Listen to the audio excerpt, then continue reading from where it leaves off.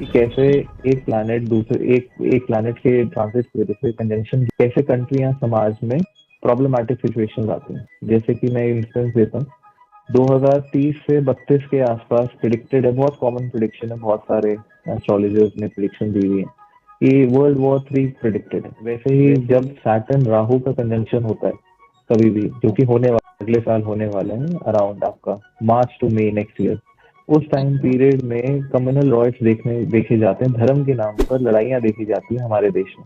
जब ऐसा पहले हुआ था तो 2002 के रॉयट्स हुए थे, त्रिपुर इंदिरा कांड के रॉयट्स थे। उससे पहले जब ये कन्वेंशन हुआ था तब भी राइट्स हुए थे बाबरी मस्जिद। तो ये जो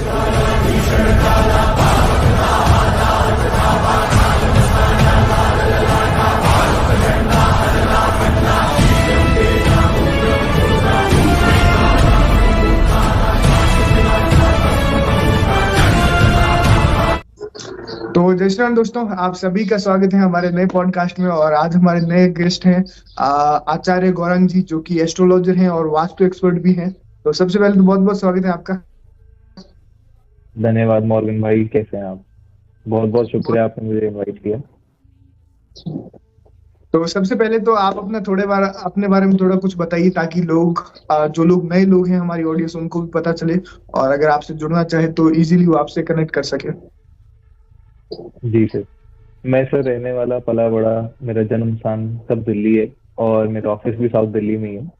मैंने अपनी ग्रेजुएशन दिल्ली यूनिवर्सिटी के कॉलेज से की, फिर मैंने एमबीए भी दिल्ली से की और 2 साल एमबीए के बाद एक फॉर्च्यून 500 कंपनी में, जो कि विश्व की सबसे बड़ी हम कह सकते हैं रियल एस्टेट कंपनी, वहाँ पे 2 साल नौकरी भी की। और साथ ही साथ ये एस्ट्रोलॉजी वास्तु करने का कीड़ा मेरे अंदर था। तो इसको आप पीछे देख ही रहे होंगे मेरी किताबों, ये छोटी सी मेरी लाइब्रेरी है। तो पढ़ने का शौक था, और जब जब मेरी लाइफ चेंज हुई एस्ट्रोलॉजी की वजह से, मेरे को बेनिफिट्स आए एस्ट्रोलॉजी और वास्तु को अपने लाइफ में उतार के, तो मैंने स्टार्ट किया अपने फ्रेंड्स को इसके बारे में बताना, ताकि उनकी लाइफ भी बेटर हो। जब उनकी लाइफ भी बेटर हुई, फिर मैंने सोचा इसको यार प्रोफेशनली करना, तो फिर I started it as my profession. तो ये मेरा छोटा सा ब्रीफ इंट्रोडक्शन है। बाकी मैंने ज्योतिष सीखा किनसे है उसके बारे में मैं बता देता हूँ। Doctor K. N.. राव हैं, बहुत सारे दिग्गज एस्ट्रोलॉजर्स हैं जिनके उनके बहुत सारे दिग्गज शिष्य हैं, जिनके अंदर उनकी गाइडेंस में हमने ज्योतिष को सीखा और वास्तु को सीखा। क्या बात है। तो सबसे पहले जैसे कि एस्ट्रोलॉजी में मैंने बहुत सारे एस्ट्रोलॉजी से बात की है। कई लोग ग्रह कुंडली उन सब पे बहुत सारी चीजें हो रखी हैं ऑलरेडी, पर नक्षत्र पे बहुत कम बातचीत होती है और बहुत कम लोगों का फोकस भी रहता है वहाँ। तो थोड़ा सा नक्षत्र के ऊपर आते हैं। नक्षत्र है क्या नए लोगों के लिए, उसके क्या कुछ इफेक्ट देते हैं हमारे कुंडली पे और एक ह्यूमन बीइंग पे, उसको थोड़ा सा अगर आप एक्सप्लेन करें। जी, हमारे एस्ट्रोलॉजी का जो बेस है वो ऋषियों से आ रहा है। पराशर ऋषि हैं, जैमिनी ऋषि हैं, भृगु ऋषि हैं, ये सब ऋषियों से आ रहा है। और ऋषि को हम इंग्लिश में आजकल कह सकते हैं, एक मॉडर्न टर्मिनोलॉजी आई है सीयर्स, जिसको हम कहते हैं कि जो देखते हैं, जो देखना जानते हैं। तभी ज्योतिष भी जो है वो आंखों की ज्योति से रिलेट करता है, और वेदों का एक छठा अंग है जिसको नेत्र कहते हैं वेदों का। जब ऋषि मुनियों ने आकाश मंडल को देखा उस समय पे, तो उन्होंने कहा ये स्टार्स जो हैं ये कुछ पैटर्न्स बना रहे हैं, जिसको हम इंग्लिश में आज की डेट में कॉन्स्टलेशन कहते हैं। तो ऐसे प्रमुख बहुत सारे हैं, लेकिन ऐसे प्रमुख टोटल 27 नक्षत्र है। वैसे 28 होते हैं, अभिजीत भी एक नक्षत्र है, लेकिन वो बहुत छोटा, उसको हम कैलकुलेशन में गिनते नहीं है। टोटल 27 नक्षत्र है, और हर नक्षत्र के 4 चरण हैं। तो यहीं पे 27 × 4 की वजह से हम 108 की माला करते हैं। 108 नंबर हमारे सनातन धर्म में इतना इंपॉर्टेंट रखता है, क्योंकि वो पूरे कॉन्स्टलेशन को एक सूत्र में बांध देता है, वो एनर्जी देता है। ये बहुत पावरफुल नंबर है। और हर नक्षत्र की अपनी खासियत है। हर नक्षत्र का नाम भी इवन उसकी शेप पे पड़ा है। जैसे जो अश्विनी नक्षत्र है वो घोड़े के फेस की तरह है, तो इसीलिए उसका नाम अश्विनी रख दिया, अश्व से आया अश्विनी। ऐसी एक नक्षत्र है जिसका नाम है शतभिषा, उसमें 100 छोटे छोटे स्टार्स का एक कॉन्स्टलेशन और एक सर्कल शेप में है, तो उसका नाम शतभिषा रख दिया। वैसे ही एक नक्षत्र है जिसका नाम है हस्ता, वो हाथ के जैसा है, तो उसका नाम हस्त रख दिया, या हस्ता कुछ लोग कहते हैं। तो ऐसे हमारे 27 नक्षत्र हैं, और हर किसी की जो जन्म का समय है, जब भी हम पैदा होते हैं, तो हमेशा कुंडली में लिखा होता है कि ये नक्षत्र, ये चरण, XYZ नक्षत्र एंड दिस चरण, और वो हमारी लाइफ का एक पैटर्न गवर्न करता है। और ये नक्षत्र का टॉपिक ऐसा है जिसपे अभी बहुत काम होना बाकी है, अभी बहुत कम इसको यूज किया जाता है। मेजोरिटी जो अभी तक एस्ट्रोलॉजी हम करते आए हैं, मेजोरिटी एस्ट्रोलॉजर्स वो राशि पे काम करती है, प्लैनेट्स पे काम करती है। ज्यादा से ज्यादा उपग्रह पे कोई चला जाता है, नक्षत्र पे बहुत कम काम हुआ है और बहुत ही कम अच्छी किताब है। लेकिन कुछ अभी रिसेंट टाइम में बहुत अच्छे दिग्गज एस्ट्रोलॉजर्स आए हैं जिन्होंने इस पे काम किया है, और अभी भी बहुत सारे रिसर्चर्स रिसर्च कर रहे हैं, और बहुत इंटरेस्टिंग टॉपिक है ये नक्षत्र का। क्या बात है। और इन नक्षत्रों में भी कोई आपको पर्टिकुलर जो लगता हो सबसे बेस्ट, या फिर जैसे नक्षत्रों में देखा है कई लोग भगवान कृष्ण से जोड़ के भी, शायद रोहिणी नक्षत्र था उनका, है ना, तो उससे भी उनकी क्वालिटीज को, ऐसा अगर कोई आपको स्पेशल लगता हो कोई नक्षत्र, तो उसके बारे में अगर थोड़ा सा आप बताए तो। हमारे सनातन की सबसे अच्छी क्वालिटी ये है कि हमारे यहाँ पे कंपैरिजन नहीं है किसी चीज का। फॉर एग्जाम्पल, हम मटेरियल वर्ल्ड में देखते हैं ये क्लास में फर्स्ट आया, मैं सेकंड आया, ये थर्ड आया। लेकिन अब कोई क्वेश्चन पूछे कि भगवान राम की लीला में हनुमान जी की पोजीशन बढ़ी है कि सीता जी की पोजीशन बढ़ी है कि भरत जी की पोजीशन बढ़ी है, लक्ष्मण जी की बढ़ी है, सब समान है, सब भगवान के उत्तम भक्त हैं। तो ऐसे सब नक्षत्र अच्छे हैं। लेकिन हाँ, रोहिणी नक्षत्र को स्पेशल इंपॉर्टेंस इसलिए दी जाती है जिसमें भगवान कृष्ण का जन्म हुआ है, जैसे आपने बताया। क्योंकि कहा जाता है ये जो 27 नक्षत्र हैं, ये दक्ष प्रजापति की 27 कन्याएं थी, और इनकी शादी होती है चंद्रदेव से या सोमदेव से। और उसमें से जो रोहिणी है वो सबसे सुंदर है, वो चंद्र की सबसे फेवरेट वाइफ है। तो चंद्र को हम जब कहते हैं कि कुंडली में उच्च का भी हो जाता है वृषभ राशि में जाके, तो वो रोहिणी नक्षत्र का चंद्र उच्च का होता है कि वो अपनी फेवरेट क्वीन के साथ आ जाता है। तो ये रोहिणी नक्षत्र इसलिए स्पेशल है। बाकी सारे नक्षत्रों की अपनी अपनी स्पेशलिटीज है। जैसे कि अश्विनी नक्षत्र वाले के लिए कहा जाता है कि अपने हाथ से किसी को पानी भी फूंक के दे देना तो वो दवाई बन जाती है, क्योंकि अश्विनी कुमार जो है वो देवताओं के वैद है, they are doctors for the देवताज। तो उनका नक्षत्र है, तो हर नक्षत्र ऐसे स्पेशल है। क्या बात है। एक आजकल जैसे कि एस्ट्रोलॉजी में बहुत सारे लोग रेमेडीज बता रहे हैं ना, उपाय। और आजकल आप लोगों ने भी देखे होंगे कि इंस्टाग्राम पे भी बहुत सारे अलग अलग तरह के उपाय भी लोग बताते रहते हैं अलग अलग पॉडकास्ट में। तो इसके पीछे रियलिटी क्या है, रियलिटी में क्या रेमेडीज होती हैं, और होती हैं तो कौन सी रियल रेमेडीज होती हैं, जो वैदिक रेमेडीज होती है, और आजकल जो नई नई तरह की निकाल के ला रहे हैं ना अलग अलग टॉपिक्स को पकड़ के, उसको आप थोड़ा सा बताइए। जी, देखिए हमारे सनातन धर्म में बड़े सारे ग्रेट आचार्य हुए हैं, जिसमें से एक श्रीपाद आदि शंकराचार्य हैं। उनके अकॉर्डिंग रेमेडी सिर्फ 3 टाइप्स की हैं। एक आप, सॉरी, इसको दोबारा ध्यान दीजिए, तो ये आप कट कर दीजिए। हमारे सनातन धर्म में एक बहुत ही महान आचार्य हुए जिनका नाम है श्रीपाद आदि शंकराचार्य, सब जानते हैं उनको। और उनके अकॉर्डिंग केवल 4 ही टाइप की रेमेडीज है, जिसमें से पहला है भगवत गीता आदि शास्त्र का पढ़ना, दूसरा है भगवान के नाम का जप करना, विष्णु सहस्त्र नाम या नारायण कवच का जप करना, तीसरा है दान इत्यादि करना, चैरिटी करना, किसी जरूरतमंद की मदद करना, और चौथा है अपने कर्मों को सही रखना, किसी का अननेसेसरी नुकसान ना करना, ना किसी का धोखाधड़ी करना। इसके बाहर कोई रेमेडी नहीं है।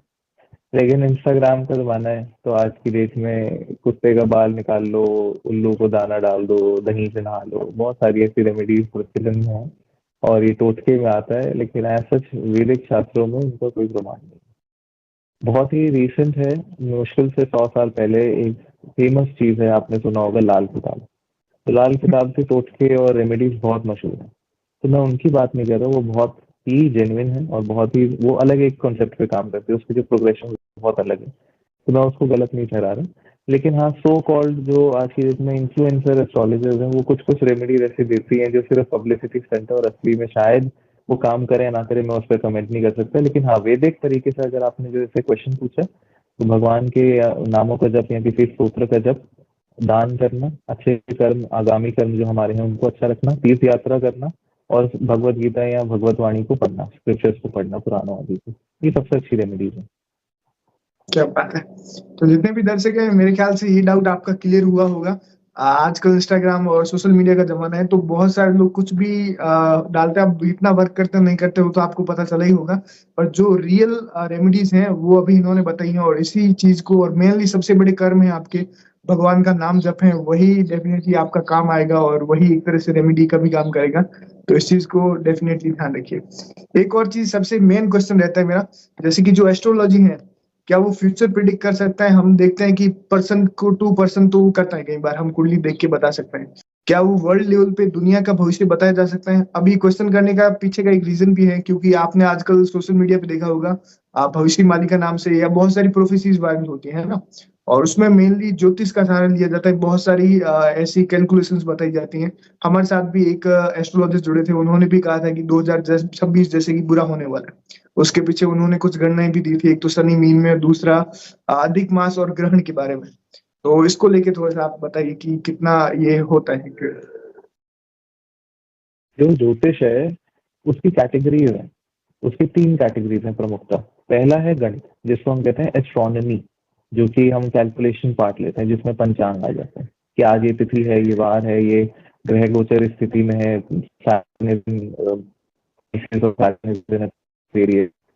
और दूसरा पार्ट होता है संहिता, कहते हैं आपका मंडी की जाती है, जिसकी आप बात करें कि वर्ल्डली अफेयर्स के लेवल पे। जैसे हम देखते हैं राजा विक्रमादित्य के दरबार में जो फेमस एस्ट्रोलॉजर है, आपका स्क्रीन अटक गया है पूरा। इंटरनेट मुझे लग रहा है थोड़ा दिक्कत हो रहा है नेटवर्क का।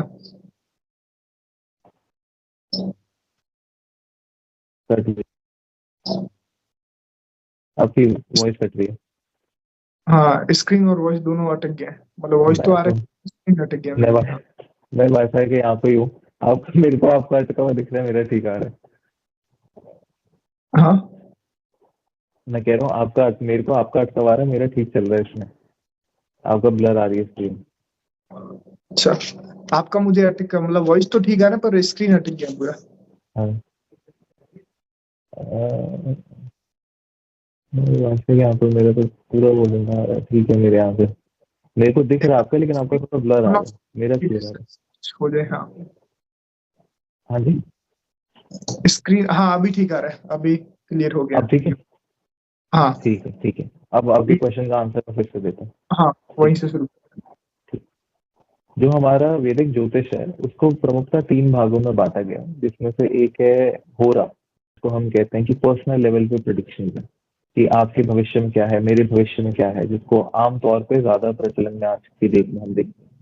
दूसरा है गणित, जो कि एस्ट्रोनॉमिकल पार्ट है, जिसमें कैलकुलेशन आती है, जिसके बेसिस पे पंचांग बनता है कि कौन सी तिथि है, क्या वार है, सैटर्न एक्वेरियस में है कि मीन में है, उसका प्लैनेट का ट्रांजिट वगैरह।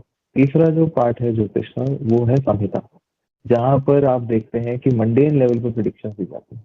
जैसा कि ऋषि वशिष्ठ के और दशरथ जी का संवाद है पद्म पुराण में। वहां पर ऋषि वशिष्ठ कहते हैं कि शनि जो है अब रोहिणी शतक भेद करने वाला है, तो आप जाके शनि महाराज को प्लीज कीजिए, नहीं तो अकाल पड़ जाएगा, 12 साल से सूखा पड़ जाएगा।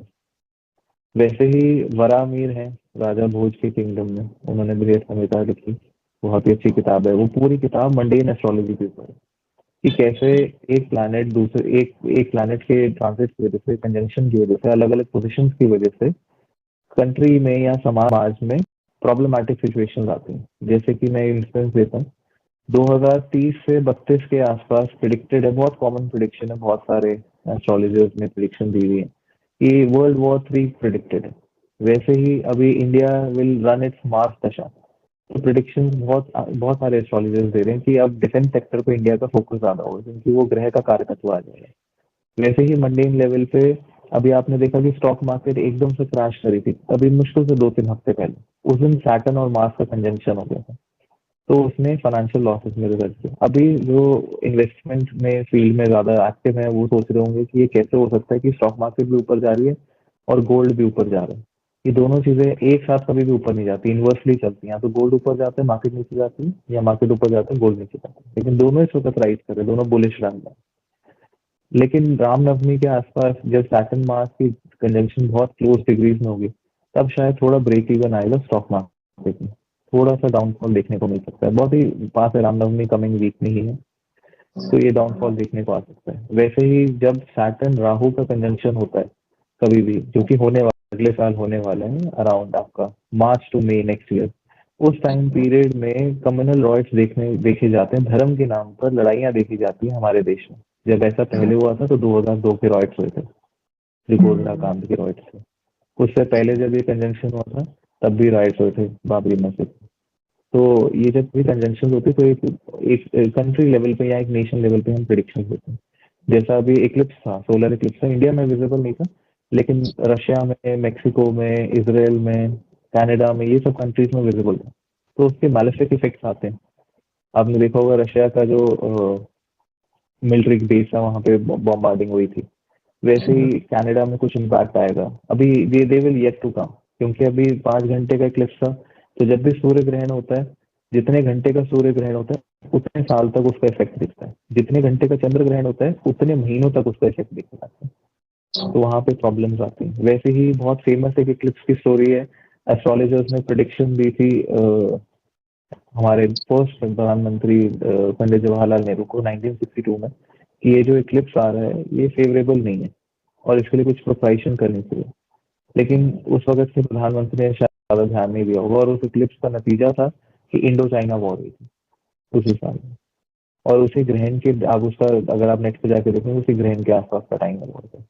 वैसे ही हमारे स्क्रिप्चर्स में भी बहुत मेंशन किया जाता है कि मंडेन लेवल पे, जिसको हम निमित्त भी कहते हैं, कि घर से बाहर निकले और एक कौवे को आवाज लगाते हुए देख लिया तो आज गेस्ट आने वाला, ऐसा कहा जाता है।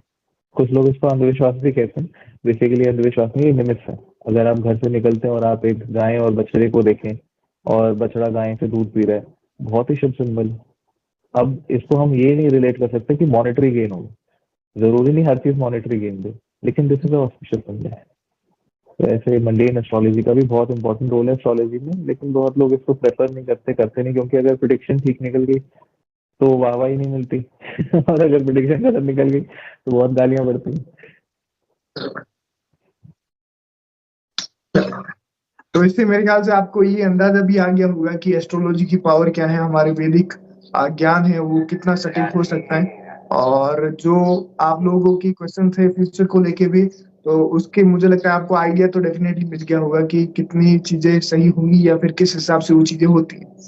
खैर, ज्योतिष से हटके कुछ और चीज पे आते हैं कि जो फूड होता है, सात्विक और तामसिक।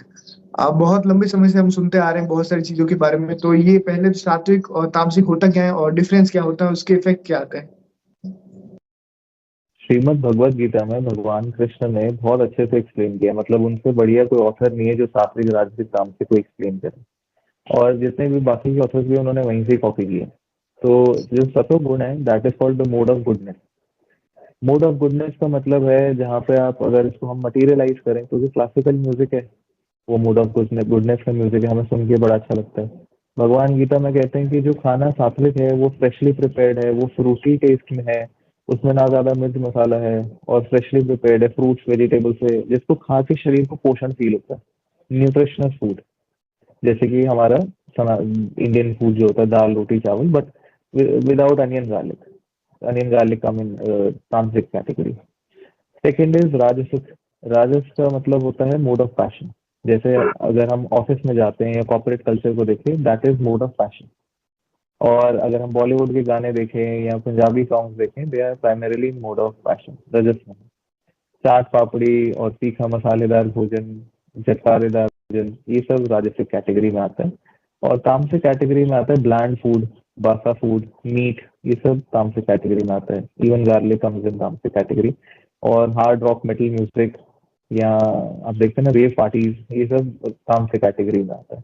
और वैसे ही दिन का भी जो आधार है वो भी भगवान ने सतो रजोतम में बांटा हुआ है। जैसे कि जो सुबह अर्ली मॉर्निंग का टाइम है, ब्रह्म मुहूर्त से लेकर लगभग सुबह 8 बजे तक, दैट कम्स इन सात्विक। उस टाइम पे लोग उठते हैं, जनरली योगा प्राणायाम करते हैं, भगवान का नाम लेते हैं, मंदिर जाते हैं, वॉक पे जाते हैं, हेल्थ का ध्यान रखते हैं। उस वक्त की एक्टिविटीज भी वैसी होती है, चिड़िया चहचहा रही होती है, सुबह सुबह सूर्योदय होता है, हवा साफ होती है। फिर जैसे 8 से तो शाम तक का टाइम आता है, दोपहर तक का टाइम आता है, 2-3 बजे तक, तो वो रजस में। और उस टाइम पीरियड में हम देखते हैं कि सब काम करते हैं, सब सक्रिय हो जाते हैं, अपने ब्रेड एंड बटर के लिए भाग दौड़ करते हैं। फिर जो रात का टाइम है, जो कि अंधेरा होने के बाद शुरू होता है, वो तमस्या है। उसमें हमारी बॉडी एकदम से आराम से अब विश्राम करना चाहती है, सोना चाहती है, तो वो तामसिक है। तो हर किसी के अंदर ही सतो रजो तमो तीनों गुण है, लेकिन किसी में कोई गुण की प्रधानता है और किसी में कोई गुण की अल्पता है। जैसे कि अगर किसी को किताब खोल के किताब पढ़ने में बहुत मजा आता है, तो हम कह सकते हैं व्यक्ति बहुत सात्विक है। लेकिन किताब खोल के वो इधर उधर देखता है, फोन देखता है, बार बार सोशल मीडिया चेक करता है, तो हम कहेंगे बड़ा इम्पेशेंट है, राजसिक इसका स्वभाव ज्यादा है। और किताब खोलते अगर वो ऐसे झूलने लगता और नींद आ जाती है, सो जाता है, तो बहुत उसमें तामसिक गुण की प्रधानता है। तो ये 3 गुणों का सबसे इजी डेफिनेशन मैंने मॉडर्न लैंग्वेज में किया है। लेकिन अगर किसी को डिटेल में इसको जानना है तो भगवत गीता के लेटेस्ट चैप्टर उसको पढ़े, उसमें बहुत अच्छे से एक्सप्लेन है। क्या बात है। अभी एक और क्वेश्चन एस्ट्रोलॉजी से लेते हैं। कुछ क्वेश्चन बाकी रह गए, जैसे कि एस्ट्रोलॉजी में बहुत सारे मैंने देखा है आजकल दोष और योग अलग अलग चीजें बताई जाती हैं, जैसे कि काल सर्प दोष हो गए, मंगल दोष हो गया, है ना? ऐसा आपने भी बहुत चीजें सुनी होगी। तो इसके पीछे क्या रियलिटी है? मैंने बहुत से लोगों से बात की, कई लोग बोलते हैं रियल में है, कई लोग बोलते हैं ऐसा कुछ मतलब है ही नहीं पहले भी। जैसे कि जो काल सर्प दोष को लेके मैंने बात किया, तो कई लोगों ने बताया ऐसा कुछ है ही नहीं हमारे वैदिक ज्योतिष में। तो इससे रिलेटेड आप थोड़ा सा क्लियर कीजिए कि क्या है ये दोष।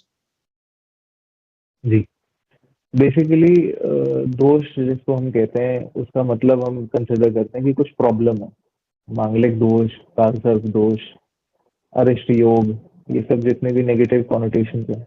अब इसमें स्पेसिफिकली पहले बात करते हैं काल सर्प योग की। तो ये जो काल सर्प योग है, इसका मीनिंग होता है कि राहु और केतु हमेशा 1/7 एक्सिस में होते हैं कुंडली में। और जब इनके बीच में सारे planets आ जाते हैं, बाकी के 7 प्लैनेट्स आ जाते हैं, तो लोग इसे काल सर्प दोष कहते हैं या काल सर्प योग कहते हैं। और बहुत सारे फेमस पर्सनालिटीज के चार्ट में भी है, जैसे कि मुकेश अंबानी है और कुछ एक्स प्राइम मिनिस्टर्स उनके चार्ट में भी, आप नेट पे डालेंगे बहुत लंबी लिस्ट आ जाएगी इनके उनके चार्ट में। और अब ये क्या असली में होता है या नहीं होता, तो इसके दो स्कूल ऑफ थॉट्स हैं। बहुत सारे लोग कहते हैं होता है, स्पेशली महाराष्ट्र और साउथ इंडियन का जो रीजन है वहाँ पे इसको काफी प्रोमिनेंस दी जाती है। लेकिन एज सच जो वैदिक स्क्रिप्चर्स है, हमारे बृहद पराशर होगा शास्त्र है, उसके मत में काल सत्य कुछ नहीं होता। और इवन जिस स्कूल ऑफ थॉट से मैं आता हूँ, जो कि डॉक्टर के एन राव का थॉट है, उनका भी यही मानना है कि काल सर्पयोग डज नॉट एग्जिस्ट। तो इसलिए काल सर्पयोग को हम ज्यादा इंपॉर्टेंस नहीं देते। और अगर एक प्रैक्टिकल एस्पेक्ट इसका कंसिडर करें, तो किसकी कुंडली में काल सर्पयोग नहीं है? क्योंकि अगर ऐसे प्लैनेट्स हैम हो रहे हैं और ऐसे प्लैनेट्स हैम हो रहे हैं, तो कहीं ना कहीं राहु केतु होगा, सारे प्लैनेट्स इधर उधर ही होंगे उनके। तो जो ग्रह दिखते नहीं है, जो ग्रह छाया ग्रह हैं, वो काल सर्प कैसे बनाएंगे? और इसकी कोई प्रूवन थ्योरीज नहीं है। ये बेसिकली एक ट्रेंड है जो साउथ इंडिया से और महाराष्ट्र में ज्योतिर्लिंग है, वहां से स्टार्ट हुआ था, त्र्यंबकेश्वर ज्योतिर्लिंग से। वहां पे इसकी पूजा भी होती है। तो जो लोग इसमें मानते हैं, अच्छी बात है। अगर किसी को बहुत ज्यादा डर लगता है, तो वो ज्योतिर्लिंग जाए और वहां पे पूजा करा ले। पूजा कराने में कोई हार्म नहीं है, लेकिन एज सच ये कोई बहुत स्ट्रॉन्ग दोष नहीं है, इसको हम कंसिडर नहीं करते। वैसे ही एक दूसरा बड़ा फेमस दोष है, जिसकी वजह से आधी से ज्यादा जनता डरती है कि ये मेरी शादी होगी कि नहीं होगी, जिसको हम कहते हैं मंगल दोष या मांगलिक दोष या कुजा दोष। तो ये मांगलिक दोष क्या होता है? अगर मंगल किसी की भी कुंडली में फर्स्ट, फोर्थ, सेवेंथ, एट या 12th घर में आता है, और कुछ लोग सेकंड हाउस को भी कंसिडर करते हैं, इसमें साउथ इंडियन बेसिकली करते हैं, तो इन घरों में मंगल अगर बैठ जाता है तो आप मांगलिक हो जाते हैं। अब 12 में से मॉर्गन भाई, अगर आपकी 50% हाउसेज अफ्लिक्टेड है मंगल से, तो लगभग 50% पॉपुलेशन मांगलिक हो गई। तो क्या सबकी शादियां खराब हो गई? सबकी शादियां नहीं हो रही? तो ऐसा नहीं है। लेकिन ये क्यों कहा जाता है? क्योंकि मंगल जब इन स्पेसिफिक पोजिशन में आता है, तो आपके अंदर की डिटर्मिनेशन, आपके अंदर का जो मंगल के कारक तत्व है, जैसे कि ब्लड प्रेशर या आपका एनर्जी या आपका सेक्सुअल स्टैमिना, ये सब चीजें बढ़ जाती है, आपका अग्रेशन बढ़ जाता है। तो ऋषियों ने इतना नहीं समझा, उन्होंने एक सूत्र दे दिया कि मांगलिक दोष होता है तो जो स्पाउस होता है वो मर जाएगा अगर 8वें घर का मंगल है। लेकिन उसका मीनिंग ये है कि जिसका 8वें घर का मंगल है, 7वें घर का मंगल है, उसकी सेक्सुअल ड्राइव बहुत स्ट्रांग है। और उस जमाने में हॉस्पिटल्स नहीं होते थे, उस जमाने में मेडिकल फैसिलिटीज ऐसी नहीं थी, तो ये हार्म करता भी था उस टाइम पे। लेकिन आज की डेट में जहाँ पे इतने सारे अच्छे फैसिलिटीज है मेडिकल के, वहाँ पे ये इफेक्ट नहीं करता। लेकिन फिर भी जो कुंडली मिलान के एस्पेक्ट में हम मंगल दोष को देखते हैं, आइडियली स्पीकिंग, अगर मांगलिक की मांगलिक से शादी बहुत अच्छा है। बाकी अगर किसी को लगता है कि मेरी कुंडली में मंगल दोष है और मेरी लव मैरिज है, क्योंकि लव मैरिज बहुत प्रोमिनेंट है आज, और जो पार्टनर है वो नॉन मांगलिक है और हमें तो इसी से ही शादी करनी है, तो फिर कहा जाता है कि उज्जैन में एक मंगलनाथ का मंदिर है जो बहुत फेमस है। पूरे वर्ल्ड में एक ही मंदिर है वो, जहाँ पे चावल से मंगल ग्रह के जो शिवलिंग है उनके अभिषेक किया जाता है, और उससे वो मांगलिक दोष कुछ हद तक कम हो जाता है, इफेक्ट देना कम कर देता है। मैं ये नहीं कहूंगा कि खत्म हो जाता है, क्योंकि वो कुंडली में बैठा हुआ ग्रह वो खत्म तो कभी भी नहीं होगा, लेकिन कुछ हद तक इफेक्ट देना कम कर देता है। सेकेंडली, 28 ईयर्स की एज के बाद मंगल दोष का इफेक्ट आना कम हो जाता है। ये भी एक पॉइंट है। लेकिन ये सब जो है, ये बेसिकली हमारे एंसेस्टर्स ने हमारे लिए दिया ताकि हम एक अच्छी गाइडेंस के साथ लाइफ को आगे लेके जाए। ये नहीं था कि उनका मतलब कि हम इससे डरे और हम उसके बाद फिर कुछ ऐसा सोचें कि मेरे साथ तो बुरा ही होगा। ऐसा कुछ भी नहीं है। तो ये जो जितने भी दोष हैं, ये एक्चुअली में हमें गाइड करते हैं कि इस रास्ते नहीं जाना, बस उसको बोलने के लिए दोष कह दिया गया। क्या बात है। इससे रिलेटेड एक और चीज होता है, जैसे आजकल जब शादी वगैरह करते हैं लोग, वैसे आजकल तो वैसे कम हो गया है, पर पहले कि जब लोग कुंडली मिलान करवाते थे, है ना, गुण मिलते हैं या नहीं मिलते हैं वो सब चीज, तो उसके पीछे क्या सच्चाई है? क्या रियलिटी में इसको लेके भी कुछ लिखा गया है कि मिलाना चाहिए या नहीं मिलाना चाहिए? उसको लेकर सब बताइए आप। बेसिकली होता क्या है, कुंडली मिलान, एक कुंडली मिलाना जो हमने बॉलीवुड की मूवीज में देखा है कि 36 में से 28 गुण मिल रहे हैं, बहुत अच्छी जोड़ी है, सीताराम जी की जोड़ी है, शादी कर लो, बधाई है। लेकिन ये बड़ा आउटडेटेड मेथड है कुंडली मिलाने का। सिर्फ मून बेस्ड मैचिंग अप्रोप्रिएट नहीं है किसी भी मैरिज फंक्शन को होने के लिए। तो जो हम गुणों की बातें करते हैं, 36 गुण, ये सिर्फ चंद्रमा से देखकर मिलान होता है। इसमें 8 पैरामीटर्स होते हैं। भकूट होता है, नाड़ी दोष होता है, वो योनि होता है, वर्ण होता है, वश्य होता है, तारा होता है, ग्रह मैत्री होता है। तो ये बहुत अच्छा मेथड नहीं है, सिर्फ अगर हम इसको लेके चले कुंडली मिलान। इसके अलावा पैरामीटर्स हैं, जैसे कि दोनों का लग्न एक दूसरे की कुंडली में 6 8 12 में तो नहीं है। कोई ऐसा पॉइंटेज का फर्क तो नहीं है अष्टक वर्ग के बिंदुओं में जो बाद में जाके प्रॉब्लमैटिक निकले, या कोई ऐसी दशा हो या कोई ऐसा योग हो चार्ट में जिसमें स्पाउस की हेल्थ खराब होने वाली है या फाइनेंशियल खराब होने वाली है। दशा में बीच में कह रहा था, तो दशा से मेरा मतलब था, कई लोग अभी कमेंट्स में लिख देंगे कि दशा कहाँ से आ गई। तो दशा का मेरा ये कहने का मतलब था कि दोनों की एक टाइम पर अगर खराब दशा आ रही है तो दोनों परेशान रहेंगे। तो एक अच्छे एस्ट्रोलॉजर दशा बैलेंस भी देखता है कि एक की खराब दशा आएगी तो चलो दूसरे की अच्छी दशा है कि फाइनेंशियली इमोशनली एक दूसरे को सपोर्ट करके चलें। दोनों की खराब आ गई तो प्रॉब्लमैटिक है। वैसे हम देखते हैं कि आगे प्रोजेनी का क्या प्रॉमिस है कि आगे बच्चा होगा कि नहीं होगा, दोनों के पेरेंट्स की हेल्थ कैसे रहेगी। काफी केसेस में ऐसा भी होता है कि शादी करते ही जो फैमिली होती है किसी भी एक तरफ हो सकता है, ये जरूरी नहीं कि लड़की की तरफ ही हो, कि पेरेंट्स की हेल्थ डाउन हो जाती है, पेरेंट्स के फाइनेंसेस खराब होने लग जाते हैं। तो कोई ऐसा कॉम्बिनेशन तो नहीं है जिससे प्रॉब्लम आए दोनों फैमिलीज को। ये बेसिकली कुंडली मिलाने का एक औचित्य होता है। और इससे ज्यादा इम्पोर्टेंट मैं ये कहूंगा, कुंडली मिलाना बहुत इंपॉर्टेंट है, लेकिन इससे ज्यादा इम्पोर्टेंट है कि आप एक दूसरे का मन मिलाएं और एक दूसरे के माइंड से पहले कंपैटिबल हो लें, उसके बाद फिर कुंडली मिलान कराएं। क्योंकि बहुत सारे केसेस में अब ये भी आएगा कमेंट्स में कि मेरी तो कुंडली मिलाई थी लेकिन मेरे घर में लड़ाई हो रही है, ये हो रही है। अब वो हम उस पर कमेंट नहीं कर सकते कि किसने कुंडली मिलाई, किन पैरामीटर से बनाई। लेकिन बेसिकली आप किसी भी एस्ट्रोलॉजर के पास अगर कुंडली मिलवाने जाएं तो उन्हें बोल दीजिए कि हमारा अष्टक वर्ग देखें, हमारी दशाएं देखें, 6 8 12 देखें, कॉम्बिनेशन देखें, बजाय कि सिर्फ एक 36 गुण का हम अष्टपूत मिलान देखें। बहुत सारी और भी चीजें देखने के लिए होती हैं और चांसेस कम होते हैं कि शादी खराब हो। तो मेरे ख्याल से आप लोगों के काफी सारे डाउट क्लियर हुए होंगे एस्ट्रोलॉजी से रिलेटेड, और जो भी ग्रह दोष हो गए या फिर जो अलग अलग तरह के दोष, मेरे से लगता है काफी आपके क्लियर हो गए होंगे डाउट। अब एस्ट्रोलॉजी से हटके थोड़ा सा वास्तु पे आते हैं। जैसे कि वास्तु भी मुझे लगता है काफी इंटरेस्ट टॉपिक है, मैंने भी चैनल पे शायद एक दो बार ही इसके ऊपर बात किया होगा। तो वास्तु असल में होता क्या है और कैसे वर्क करता है? जो नए लोग हैं जिनको कुछ भी नहीं पता वास्तु के बारे में, उनको थोड़ा सा अगर आप एक्सप्लेन करें। जी, वास्तु मेरा फेवरेट सब्जेक्ट है और वास्तु ज्योतिष का ही एक अंग है, सारी ओकल्ट साइंसेस का एक पार्ट है। और वास्तु इतना प्रैक्टिकल टॉपिक है, वास्तु शब्द आया है वस धातु से। वस का मतलब होता है बसना, जैसे कहते थे ना बस गए यहाँ पे, वास हो गए इनके। तो वास्तु वास से भी आता है और वास्तु वास्तु वस्तु से भी आता है कि आपके ऑब्जेक्ट्स क्या हैं। तो बेसिकली ज्योतिष अगर कुंडली में डील करता है और ज्योतिष में काल पुरुष होता है, वास्तु डील करता है वास्तु पुरुष में, और उसमें लैंड एनर्जीज की बात होती है। जैसे कि हमने एक भूमि खरीदी, अब अगर आप एक खेत में जाएंगे आपको एक अलग चीज फील होगी। आप साउथ दिल्ली या साउथ बॉम्बे के किसी फ्लैट में आएंगे आपको एक अलग फीलिंग आएगी। और वैसे ही आप किसी झुग्गी झोपड़ी के एरिया में जाएंगे वहां पे आपको एक अलग फीलिंग आएगी। एक सिंपल टर्म में ये वास्तु है, ये सराउंडिंग्स आप पे कैसा इम्पैक्ट डालती है। सपोज आपके पास कोई आया और आपको फ्लावर्स में एक बुके दे रहा है, आपको बहुत अच्छा लगेगा। लेकिन एक बंदा आया और आपकी कनपट्टी पे बंदूक रख दी तो एकदम से घबराहट होगी। तो बेसिकली ये वास्तु का काम है।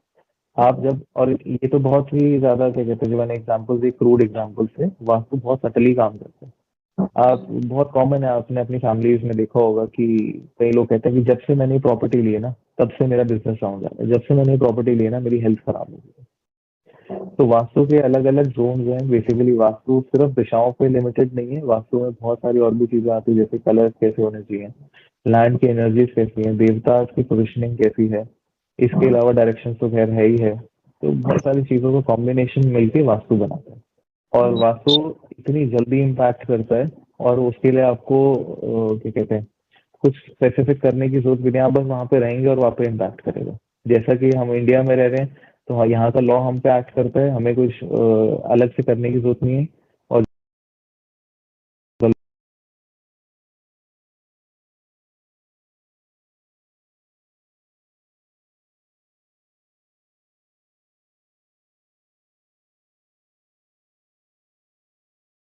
कई लोगों को ऐसा होता होगा कि अब मान लीजिए किसी ने कुछ प्रॉपर्टी खरीद ली है, अब वो बेच नहीं पा रहा है, तो इसको लेके भी कुछ रेमेडीज या फिर उपाय कर सकते हैं जिससे उनको थोड़ा रिलीफ मिले उस चीज में।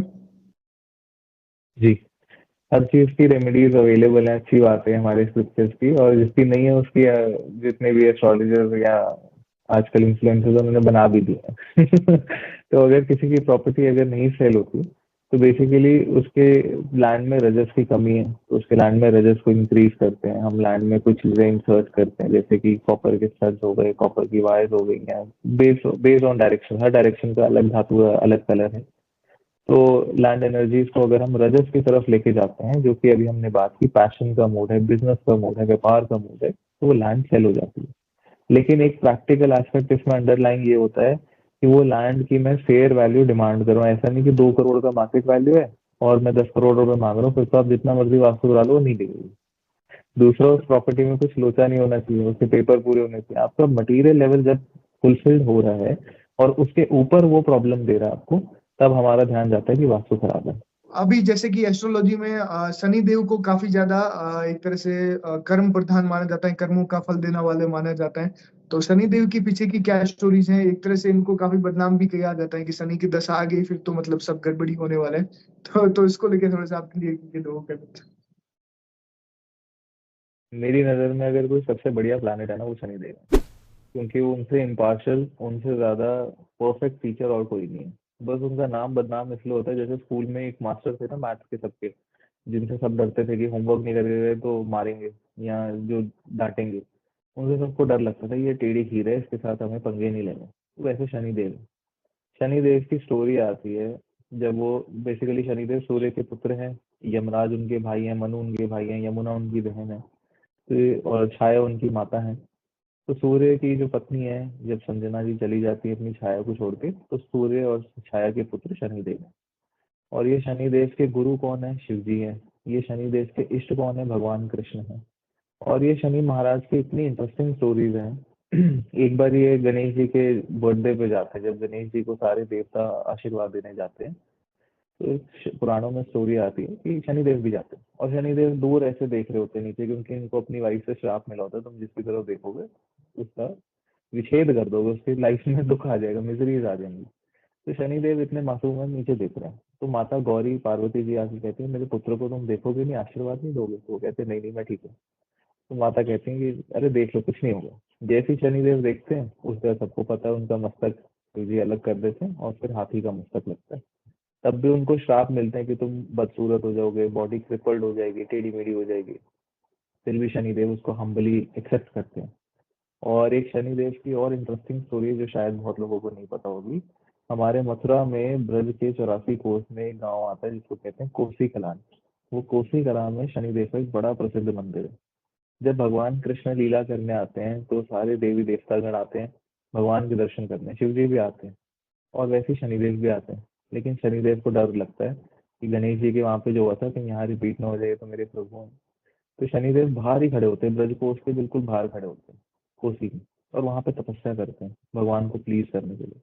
और भगवान राधा कृष्ण आके उनको दर्शन देते हैं और वहां पे ब्लेसिंग्स भी देते हैं कि अगर किसी को भी शनि की प्रॉब्लम्स आती हैं, तो वो यहाँ पे आके उनकी पूजा करे, अर्चना करे और परिक्रमा करे। वहाँ की परिक्रमा बहुत इंपॉर्टेंट है और वो उस प्रॉब्लम से ऊपर उठ जाते हैं। वैसे ही महाराष्ट्र में नासिक के पास एक मंदिर है, शनि, एक गांव है शनि शिंगणापुर, वहाँ पे शनिदेव का मंदिर है। उसकी कई स्टोरीज है, वो लिंग कैसे प्रकट होती है, मामा भांजा उसको लेके आते हैं और वो वहां रुक जाती है। उस मंदिर के ऊपर आज भी छत नहीं है, वो छत नहीं आने देते। और मैं खुद वहाँ पे कम से कम 2-3 बार ही गया हूँ अपने जीवन काल में। और वो बहुत ही मिराकुलस प्लेस है। मतलब वहाँ पे आप देखेंगे कि दरवाजों में ताले नहीं है, सिर्फ चौखट बनी हुई है और दरवाजे भी नहीं है। वहाँ पे पुलिस स्टेशन में केसेस नहीं आते, वो खुद ही सॉल्व करते हैं, तो वहाँ के न्यायाधीश हैं। तो ये शनिदेव की कुछ बेसिक स्टोरीज थी। लेकिन जो मिसकंसेप्शन आती है शनि की, कि शनि की ढैया आ गई, शनि की साढ़े साथी आ गई है तो राजा को रंक बना देते हैं। लेकिन ये लोग ये उन लोगों के लिए जिनको ने अपने लाइफ में खराब कर्म किए होते हैं।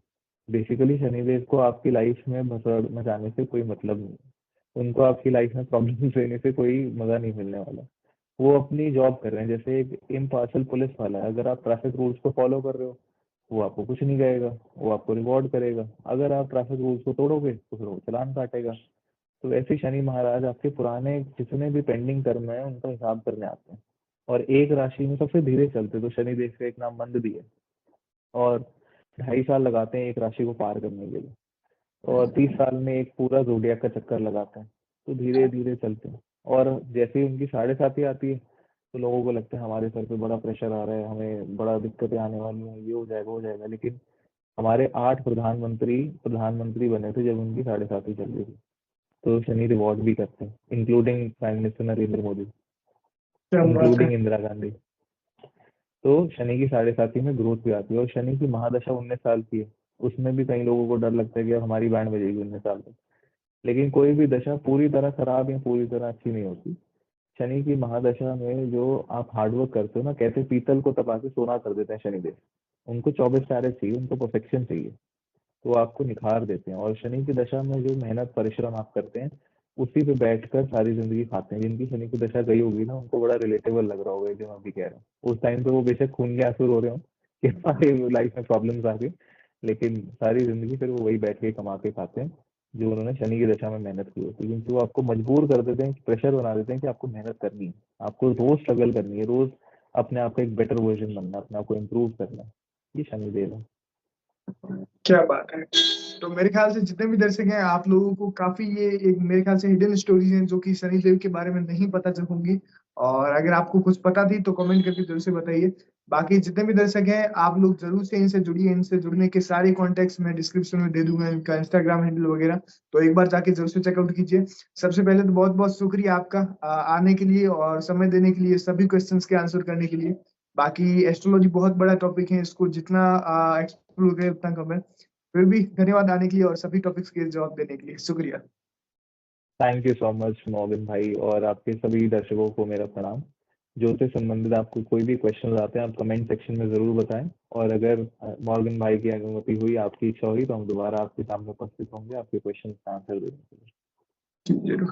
तो जितने भी दर्शक हैं, मैं फिर से बता रहा हूँ, इनसे जुड़ने के कॉन्टैक्ट डिस्क्रिप्शन में डेफिनेटली हैं। और आपके भी एस्ट्रोलॉजी से रिलेटेड भी कुछ क्वेश्चन हो, तो जो नए क्वेश्चन जो इस वीडियो में कवर ना हो पाए हो, आप लोग कमेंट कीजिए, हम डेफिनेटली इनसे वापस से जुड़ेंगे। तो बहुत बहुत शुक्रिया। धन्यवाद।